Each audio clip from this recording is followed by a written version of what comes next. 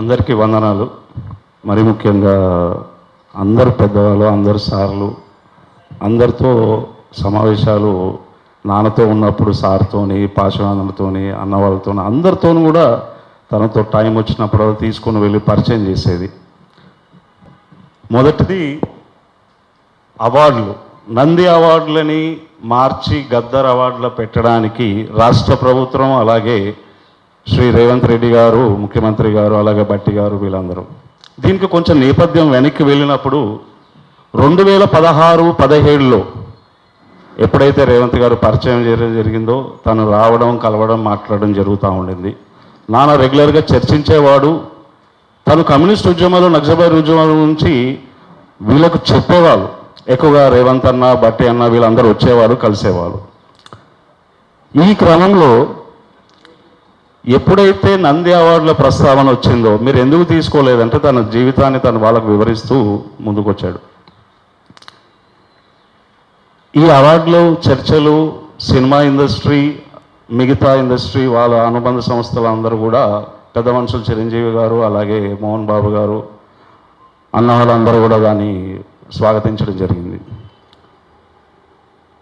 ఈ అవార్డు కన్నా ముందు నాన్న, మేము, అలాగే రమణి గారు అని చెప్పేసి జార్జ్ రెడ్డితో కలిసి ఉస్మాన్ యూనివర్సిటీలో తన classmate, roommate, first RSU founder, chairman ఆయన, మేమందరం కలిసి కూడా 2016 నుంచే ఒక అవార్డుకి నాన్న అప్లికేషన్స్ పంపించడం జరిగింది. అది రైట్ లైవ్లీహుడ్ అవార్డ్.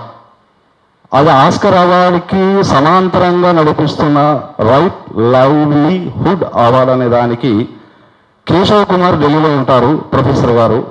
వారితో నేను, నాన్నగారు, రమణి గారు ముగ్గురం కలిసి నాన్న సాహిత్యం పైన, తను చేసిన సామాజిక సేవల పైన పూర్తి వివరాలని మేము 2018 వరకు మేము మనకు అందించడం జరిగింది. అది 1.5 year ముందే ఇవ్వాల్సి ఉంటుంది.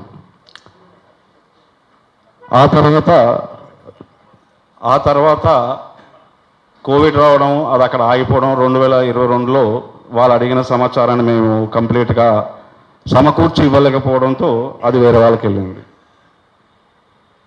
ఇప్పుడు మన సుద్దల అశోక్ తేజ గారు, అలాగే కంచైలే సార్ అయితే ఇంకా అది డిఫరెంట్ లెవెల్లో తీసుకుపోయిండు. DNA, RNA లెవెల్లో తీసుకుపోయిండు. అది అప్పటి నుంచి సార్ అదే చెప్తున్నాడు. గద్దర్ ఫౌండేషన్ ఆ రోజు ప్రకటించడానికి కూడా ముఖ్య కారణం రేవంత్ అన్న, బట్టి అన్ననే. వాళ్ళు స్పష్టంగా చెప్పారు, చాలా రిక్వెస్ట్లు వస్తున్నాయి సూర్యం, ఇవన్నీ కూడా ప్రతిదీ ప్రభుత్వమే, మేము ఇలా మారుస్తాం, ఇలా చేస్తాం అన్నప్పుడు ప్రతిదీ పేరు మనం పెట్టడం కుదరకపోవచ్చు. కానీ డెఫినెట్లీ వీటన్నిటికి కూడా ఒక రూపం ఇవ్వాలి. ఆ రూపానికి మనం గద్దర్ ఫౌండేషన్ అన్నది నువ్వు ఏర్పాటు చేయి, కంప్లీట్గా మేము దానికి సపోర్ట్ చేస్తాము యాజ్ అ ప్రభుత్వంగా ఉన్నందుకు. దానికి తోడుగా ఈ సాహిత్యంతో పాటు తన జీవిత చరిత్ర, అంటే నాన్న తూప్రాన్లో పుట్టి అక్కడి నుంచి మొదలైన తన జీవిత ప్రయాణాన్ని మేము ఒక 7 సంవత్సరాలు 8 సంవత్సరాలు కష్టపడి, అంటే దీంట్లో మనం చెప్పుకోవాల్సిన విషయం ఏంటంటే TV9 రవిప్రకాష్ గారు ఉన్నారు, అలాగే క్రాంతి ఇప్పుడు ఎమ్మెల్యే ఆందోళ్ TV1 CEO ఉన్నప్పుడు మనం కలిసి పనిచేసి దాన్ని మొత్తం తన వీడియోస్, ఫొటోస్ అన్నీ కూడా తీసుకొచ్చి దాన్ని భద్రపరచడం జరిగింది.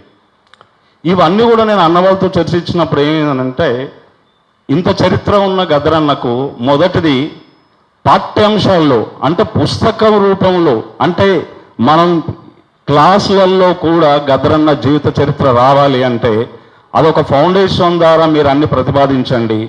ఇవన్నీ కూడా ప్రజలకు చర్చ తీసుకుపోయి వాటిని ప్రజలకు తీసుకుపోయినప్పుడు ప్రభుత్వ పరంగా మేము ఏ రకంగా సహాయం చేయాలనేది మేము తోడ్పాటుగా ఉంటామని చెప్పారు. దాంట్లో భాగంగానే ఈ 2 పుస్తకాలు కూడా నాన్న హాస్పిటల్ ఉన్నప్పుడే వచ్చాయి. తరగని కానీ పాటల జీవకణం అనేది. దీంట్లో జగన్ రెడ్డి గారు, సమంత్ర, వరుణ్ కుమార్ గారు, భాగ్యక్య వాళ్ళు వీళ్ళందరూ కలిసి పనిచేసారు దాని మీద. ఎంతో చరిత్ర తీసి పెట్టినాము. తన ఉత్తరాలు, తను రాసుకున్న చిత్తు కాగితాలు కూడా తీసి పెట్టినాము. ఇవన్నీ కూడా రేపు ఒక పెద్ద చర్చకు దారి తీస్తాయి. అసలు గద్దరు ఒక వ్యక్తిగా కాకుండా భారతదేశ సమాజ సంపద ఆయన. తను ఒక ప్రపంచ పీడిత ప్రజల పక్షాన నిలబడి తన జీవితాన్ని అంకితం చేసిండు. అట్లాగే అందుకే నేను ప్రతి మీటింగ్లో చెప్తున్నా, గద్దర్ అంటే ప్రజలంటే గద్దరే.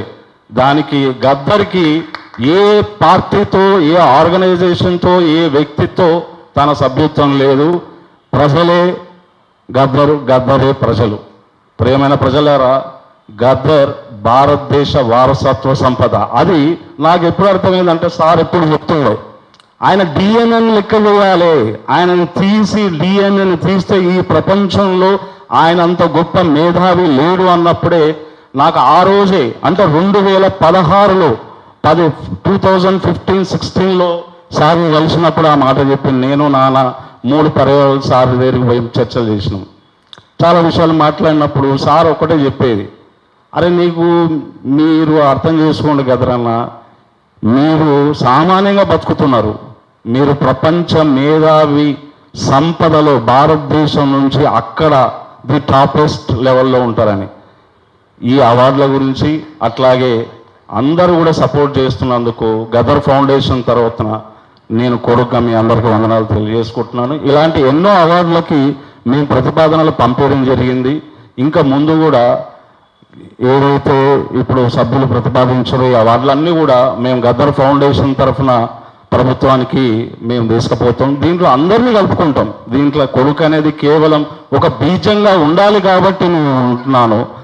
నాన్న 5 దశాబ్దాల ప్రజలు తనతో కలిసి పనిచేసిన వాళ్ళు అందరినీ కూడా కలుపుకొని తీసుకుపోతాం. ఎందుకంటే నాన్నతో ముఖ్యంగా గత 1975-6 తర్వాత 80 దశల నుంచి ఒక వ్యక్తివాడు ఆయన మా సీఎల్ యాదగిరన్న. ప్రతిరోజు తనతో ఉండి తనతో జీవనం గడిపి తనతో కలిసి పోరాటం చేసిన మా సీఎల్ యాదగిరన్న కూడా ఇక్కడే ఉన్నాడు.